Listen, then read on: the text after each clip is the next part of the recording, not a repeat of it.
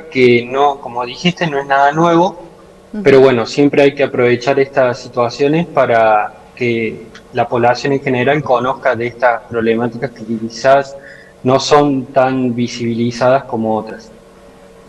Muy bien, Gabriel, ya para entrar entonces a profundizar este tema, ¿por qué se da esta plaga en Córdoba? Y también contanos un poquito de qué origen es el jabalí. Bien, Joana, para comprender un poquito la problemática del jabalí en la provincia, hay que conocer la historia del animal. Como Bien. dijiste, el origen, para conocer un poco sobre el origen, no es Córdoba, ni siquiera Argentina ni América. El jabalí proviene de Europa, Asia y el norte de África. Después el ser humano es el que se encargó de diseminarlo por distintos ambientes. ¿Y esto qué provocó? Que el jabalí se encontrara con distintos hábitats en donde no habitaba antes y en donde encontró alimento a disposición y donde no había sus predadores naturales. Estos son los lobos, los tigres y los leopardos, por ejemplo. Entonces, ante esta situación, se tenían alimento, no tenían quien se los coma, se empezaron a reproducir cada vez más y provocaron este aumento exponencial en sus poblaciones. Esto es la cantidad de animales en poco tiempo que existen. No es nada nuevo, sucedió en otros lugares del planeta antes de que sucediera acá en Córdoba y es una de las cosas que más llama atención, de que no se tomaron acciones para evitar que lleguemos a la situación en la que nos encontramos actualmente con este animal. Y de ahí es que proviene lo que se denomina el jabalí como especie exótica, que no habita originalmente o no se encontraba originalmente en Córdoba, e invasor porque no se mantiene en la zona de donde fue liberado, sino que empieza a colonizar cada vez más y más zonas por producto de ese aumento exponencial en sus poblaciones, ¿no? Y es Eh, lo que provoca los posibles efectos. De hecho, la Unión Internacional por la Conservación de la Naturaleza lo cataloga como una de las 100 especies exóticas invasoras más dañinas del planeta Tierra.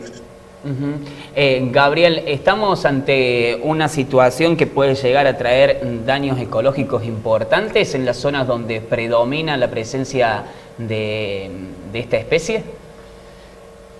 Totalmente. De hecho, no es que podría provocar, sino que ya lo está provocando, Ujú. porque se calcula, no hay nada oficial, pero se calcula que hay alrededor de 600.000 jabalíes en la provincia, sueltos.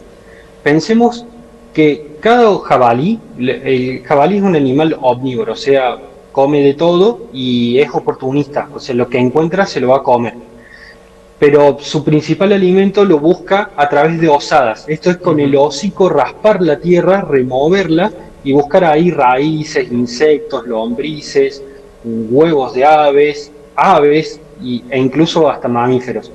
Pero en ese remover de la tierra lo que está haciendo es provocar erosión. Pensemos que con cada osada remueve 10 centímetros de tierra.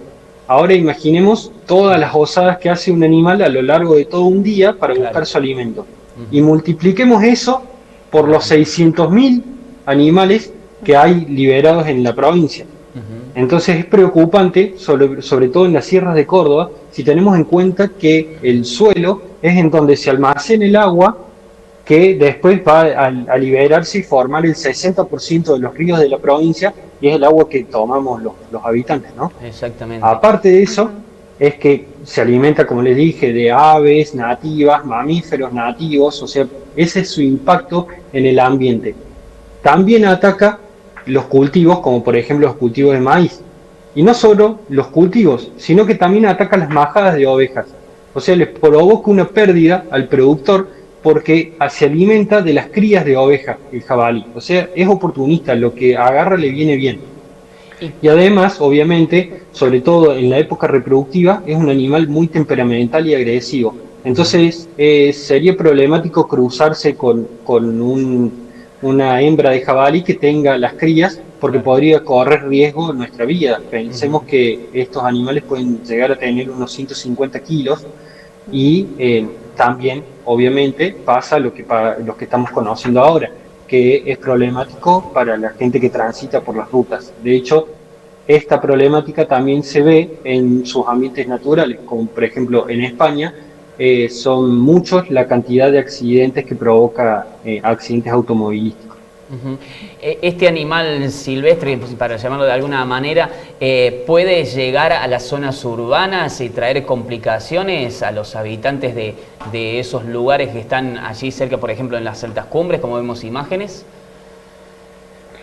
En otros países, acá todavía es como se cree que no ha llegado a su tope de expansión, pero en sus ambientes naturales, como por ejemplo Europa, Francia, Alemania, sí ha llegado a colonizar incluso ambientes urbanos o periurbanos, alrededor de lo que son las grandes urbes.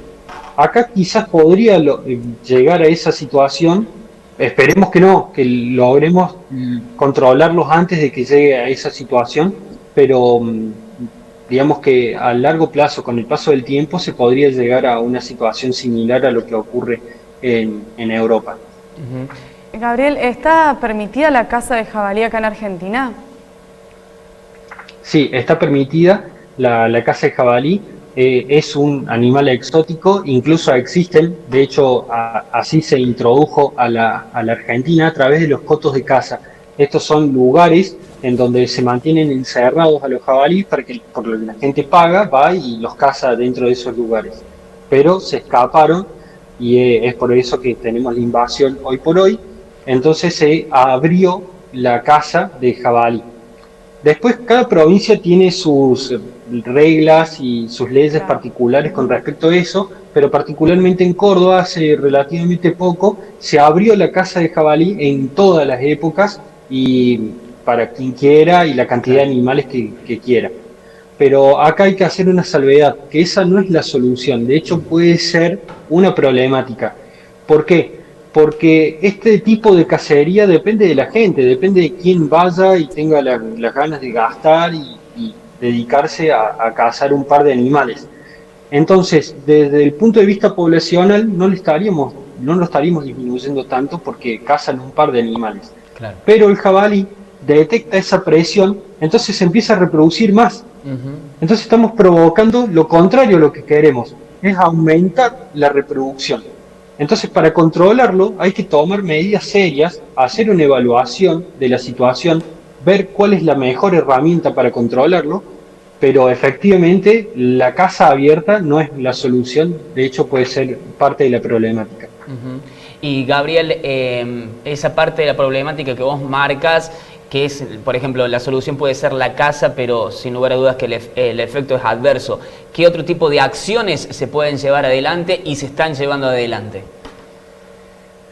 Actualmente te diría que en Argentina es muy escasa son las acciones que se están tomando con respecto a eso. Hay algunos casos puntuales en parques nacionales, por ejemplo, que se dedican a controlar esta especie dentro de lo que son estas áreas protegidas. Pero fuera de eso se hace poco y nada. De hecho, se conoce poco y nada sobre la invasión. ¿Qué hay que hacer? Hay que estudiar la situación, estudiar los distintos ambientes y ver qué medidas o qué herramientas son las más factibles y las que van a resultar o posiblemente van a resultar más efectivas para controlar a esta especie. No erradicar. La erradicación total es prácticamente imposible al grado que hemos llegado, sino controlar la especie a niveles poblacionales que no provoquen más daño, que no provoquen tanto daño a tanto al ecosistema como a los productores como a la gente en general. Entonces, una de las medidas puede ser la caza abierta, pero en conjunto con la cacería por parte de profesionales, claro, con una cacería activa, que sigan a los animales, que se utilicen cercos para rodearlos, o por ejemplo redes.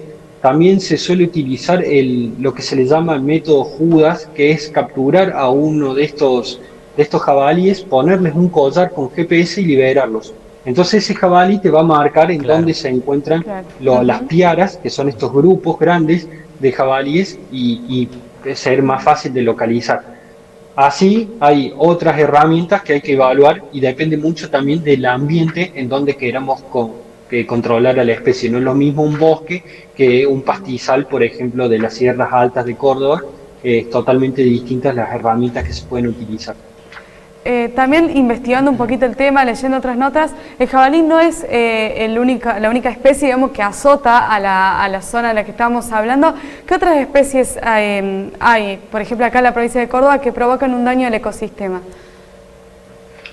Sí, totalmente cierto, Joana, no es la única especie. Lamentablemente, a pesar de que ya sabemos que las especies exóticas pueden tener un potencial invasor y provocar daños, como estamos viendo con el jabalí, se hace poco y nada para controlarlos. Y existen otros casos, como asociados también a los cotos de caza, como por ejemplo los ciervos colorados y los ciervos axis, que también se trajeron para que la gente los case, pero se terminan escapando tarde o temprano por algún error, por alguna cerca mal construida, porque simplemente los animales la rompen, se escapan y empiezan a colonizar ambientes.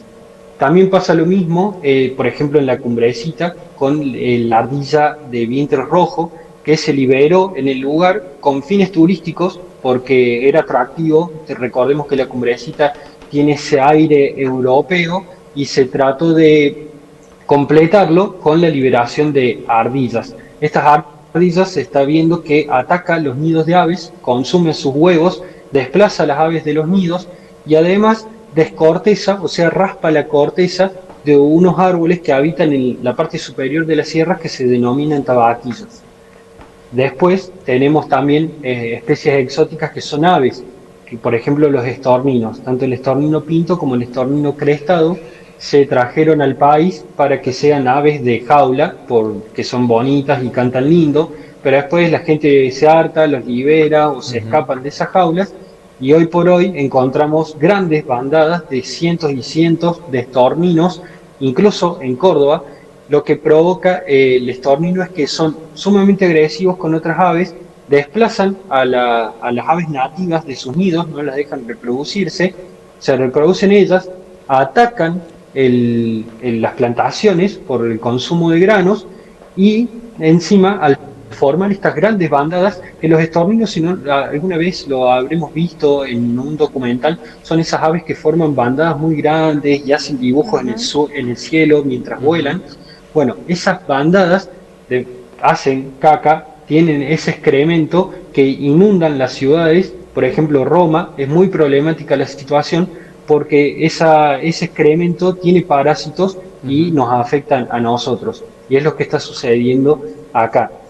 Y no podemos seguir mencionando, no aprendemos. Por ejemplo, se trajeron en estas últimas décadas anfibios, que son unas ranas toros, las trajeron de América del Norte para el consumo humano. Después esas granjas no proliferaron y se liberaron los animales y se está viendo que empiezan a reproducirse, a colonizar. Digamos, nuevamente la misma historia de siempre.